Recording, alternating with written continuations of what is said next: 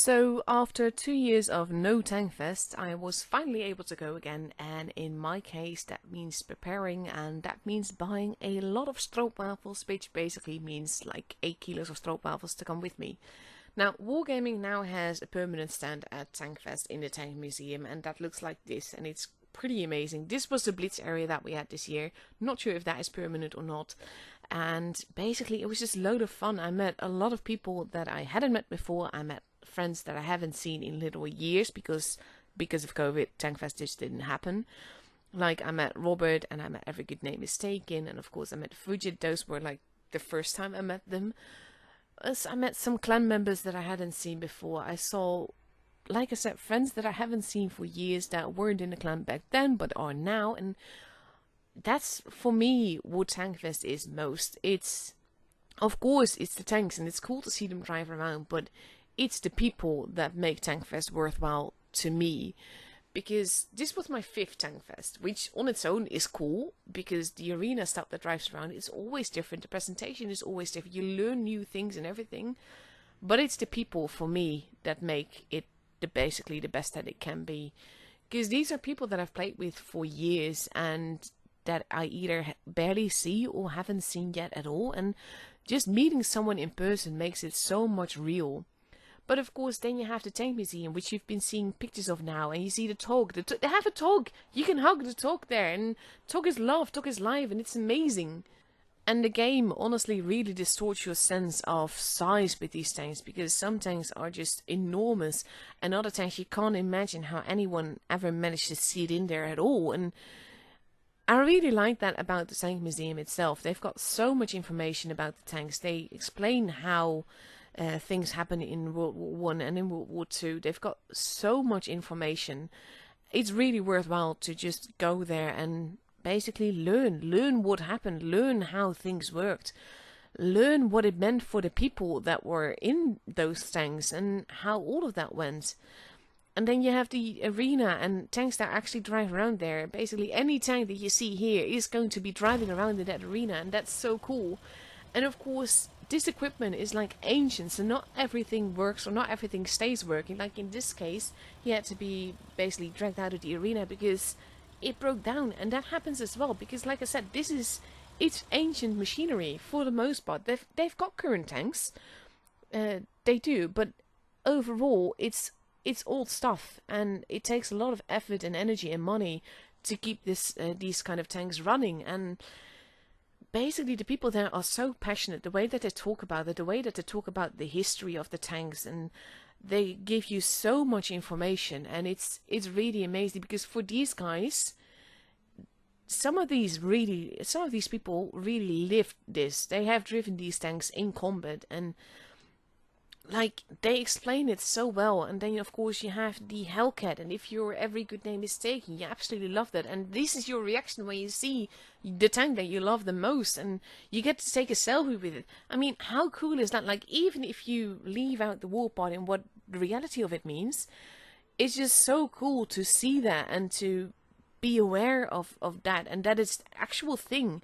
We talked to the guy that basically bought and restored the AMX-13, and he was explaining how they had to add an extra part of metal on the turret so that if it were to turn and the driver's hatch was open, then it would catch there rather than take off the driver's head.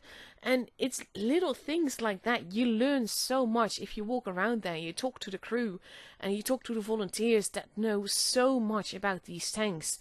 And that's such a cool part of Tankfest. You got Fury Tank there, which is, of course, driven around in the movie and all of that. So that's a tank that everyone knows. But then you also have this Sherman, and basically we talked to one of the crew members there, and they explained that because they wanted to put a bigger gun on it, they actually had like this whole bump on the back of the turret. They had to add that as a counterweight to be able to use that bigger gun.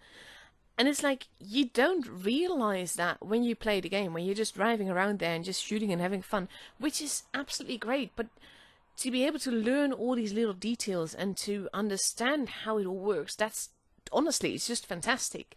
And then you have to realize, I'm not a tank nut. I'm just basically there for the people, and I'm there to basically, oh, this is a cool tank. But honestly, I don't know the tanks, I don't know the details, but it's those little stories that just make Tankfest so really cool. And they've got tanks that we have in the game exactly as they are, even with the camo and everything. Like, you have the Tiger 131, which is basically the museum's prized possession. And if you know the story about it, they didn't fix it up completely, because you can see where the shell got into the turret and made the turret get stuck.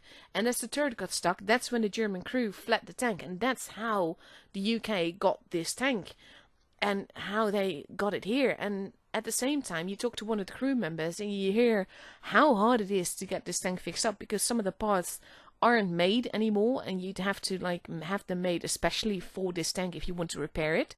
And that's when he explains that is why they barely drive this tank around anymore, because they don't know how long it will last if they do, and as long as they can drive it, they want to, but they want to be very careful with it. And it's stuff like that. It makes it real. It makes it more than just a piece of metal in a game that you can shoot other people with. And I really like that part. Like, this is the conservation area. They've got so many tanks there that definitely need a lot of work. You have the AMX-30B that we have in the game. This is an actual Lux, which I wouldn't have recognized otherwise if it had been pointed out to me. They've got like more AMXs, Batchet kind of tanks. You have the Conway on the left here.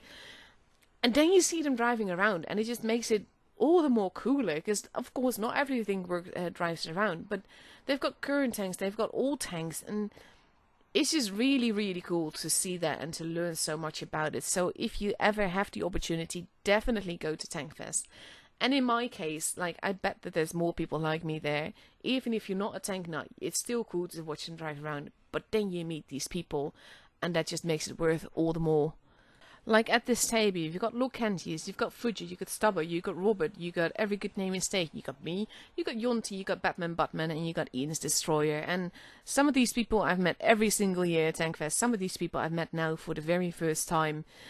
And it's just been utterly amazing. And I just want to basically give an extra special thanks to Locantius, because Andy has been driving us around all weekend, basically to and from airports, to Wargaming dinner, to Tankfest itself, back and forth without any complaints, and just utterly amazing.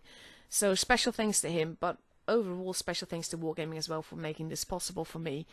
And just thank you to everyone I've met there, and everyone I will meet there in the future, because I really do hope to see you next year at Tankfest. That's my little video about Tankfest. I hope you guys enjoyed it, and hope to see you there someday. Bye bye!